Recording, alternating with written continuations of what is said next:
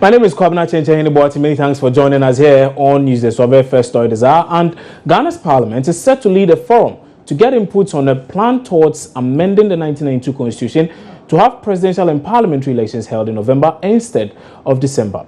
The one-day forum will bring together representatives of the various political parties and petitioners to discuss details of the amendments before Parliament sits on the matter. Parliamentary correspondent Elton Bobby joins us on phone now with more on what to expect today. So, Elton, good morning. Thanks for joining us. So, clearly a defining moment, but what is to be expected this morning? Well, Chenjanya, this is more like a referendum. You know, the Constitution is the document of the people of Ghana. Any amendment should get the support of the people of Ghana. So, naturally, there should have been regional, engagements across the country, the districts and the hamlets of the country. People of Ghana must agree to this amendment. Unfortunately, because time is not our best ally, Parliament, in its own wisdom, decided to bring together political party stakeholders, and indeed the invitation is to everybody who wants to attend, and their input into what government is seeking to do, the proposal to amend Article 112 Clause 4 of the Constitution to allow the elections to be held in November instead of December, will be one of the key factors that will inform Parliament's decision on the way forward as far as this particular document is concerned. The constitutional provision gives the Council of State the power to advise on the way forward. They've done that, and indeed their advice is that they are in support of what the Electoral Commission is seeking to do.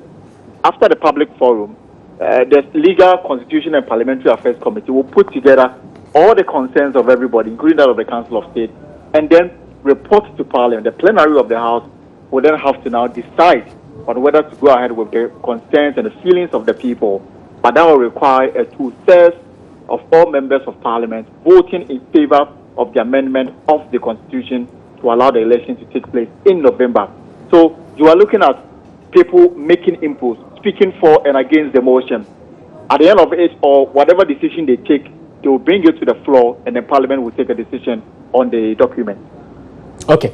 Elton, many thanks for that update. We'll be coming back to you a bit later on for some more on that. But let's now cross over and get an update of the situation from Joseph Akable, who is currently at this very forum we speak of. And Joseph, if you can hear me, can you tell us exactly what the situation is at this forum? Has it even started? Yeah. Hello, Kwabena. Yes. Yeah, the forum is expected to start in some few minutes' time to have the interaction with stakeholders here at the Parliament House. Now, so far I've been interacting with some key stakeholders here at the Parliament House. I spoke to Mr. Peter McLean, who is the campaign manager for the NPP, and he's raising concerns about the timing with regards to the change in the date of voting. He says earlier when they agreed the way for this particular change, but they were of the view that the process should have been started earlier, so they are not happy about the timing, and they feel that it would be better if it begins in subsequent elections because of the short space that we have to this particular election. I also spoke to the General Secretary for the Christian Council, Reverend Opini Fenton, and he also shared similar sentiments. He also asked again that it's all about the capacity of the EC to be able to publicly educate people very well about the change. And moreover, he says the other issues about sport ballots and other issues that the EC also has to tackle. So he feels that if the EC indeed has that capacity to do that, then it wouldn't be much of a problem. That the view doesn't appear to be any different for the NDP when I interacted with Alhaji Mohammed Fenton. He's the General Secretary. He also told the same line as the NPP and that of the Christian Council. The only difference I spotted a bit has to do with Mr. Hammond, who is the chairman for the Progressive People's Party, and the point he's making is that this November 7th process, the change and the whole constitutional process that is going through to amend it, he says just an affirmation of what we all knew already. He says we all agreed earlier that we'll be voting on November 7th, so he doesn't find much of a problem. He sees it just more or less as an affirmation of what we already knew. So in some few minutes' time, the forum will be starting. We'll begin first and foremost with some brief remarks from the chairman of the Committee on Constitutional and Legal Affairs, Honorable Magnus Kofi Amoate. Afterwards, the ranking member, Honorable Joseph Osei, will also be sharing his views before the interaction or presentation from stakeholders begins here at the Parliament House. Joseph, aside these persons you speak of, I'm speaking of the General Secretary of the Christian Council and the many other representatives of the political parties whom you've been speaking to. Are there any other people on board, and what have they also been saying? I mean, previously there were fears that this November 7 timeline would not be a reality, looking at the time space. For instance, what has been the reaction to that from others who have also been at this very forum? Well, there are some civil society groups who are also present here, and I spoke to Major retired Bowman with the Civic Forum. And when I spoke to him, he says, first and foremost, he's excited by the opportunity to have such an engagement. But from his end, they are saying that they are waiting first and foremost to know what is expected of them. That is from the remarks of the Constitutional Review Committee when they hear from them before they will know exactly what their input will be. But they also say that they've already heard about the change in date, and they are satisfied with it because they believe that when we vote on December 7th, there are issues with handover. That is in the event we have a round of elections. So they are excited about that particular one as well. So that is that view I got from that particular civil society group. Right. Okay. Akable, we'll be coming back to you in a bit for some more on that as well. And we'll be taking you live to Parliament and bring you more on that forum that is currently being held over there. Well, we are told that it's just about starting. And well, the reactions across board seem to suggest that, well, quite a number of people are very content with the November 7 timeline that has been proposed by the Electoral Commission. So, in essence, we are just going to affirm that very date, and then the Parliament can take over and do the necessary arrangements there to ensure that we're able to vote on that day. You're still watching News Desk here on the Joy News channel on Multi TV, also available on your DSTV channel 421. Let's take a break here. When we come back, we'll bring you some more stories, including some interesting comments, or should I say, words of advice for the NPP's flag bearer Nana Addo Dankwa Akufo-Addo if he's keen on winning this year's general elections. Stay tuned.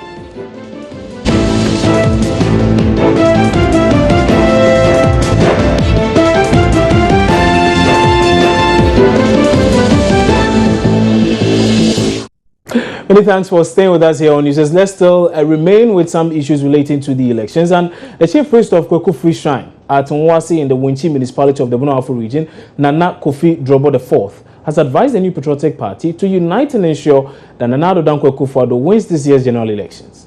Nana Kofi Drobo believes if the NPP fails to settle their differences before the general election, it will be difficult for the party to win any election in the future. Now, he's therefore encouraging the NPP to reconcile differences within it in order to have a formidable front ahead of the general elections. He was speaking during a visit by the NPP flag bearer Nana Akufo-Addo, who is currently on the tour of the Bono Ahafo region. The Chief Priest, Nana Kofi Drobo IV, made the comments when Nana Akufo-Addo and his campaign team visited the Kweku Free Shrine to solicit support as part of their tour of the Bono Ahafo region. Party is for everyone. Nana will come when his time comes. When his tenure ends, he will step down for another to take over.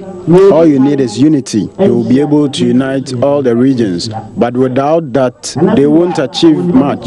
If you all unite as one people, think as one, do everything as one, by the grace of God, they will be able to win the seat. If they are not able to unite to help him win the seat, only one person will remain on the seat forever.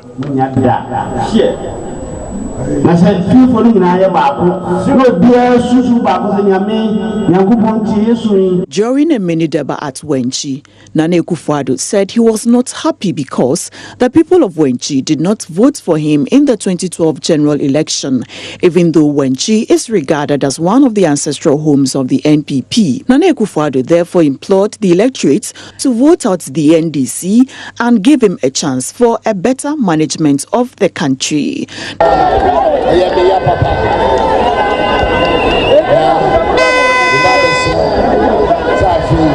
I was very unhappy when you didn't vote for me during the last elections. I urge you to vote for me so it does not happen again this year. The problems we are facing, the robbery and poverty, Ghana's laws is giving us the mandate this year to vote to end it all, and that's the task we have ahead of us.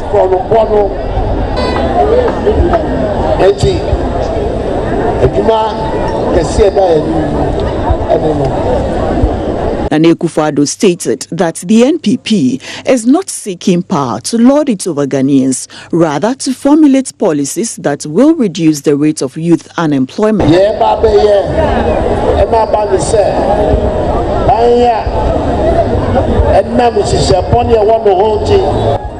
Because we have good intent towards you, we have to vote the current government out. We want to be in power, not for mismanagement and misuse, but we intend to use the opportunity to help the country progress, especially by formulating policies that will help create more jobs.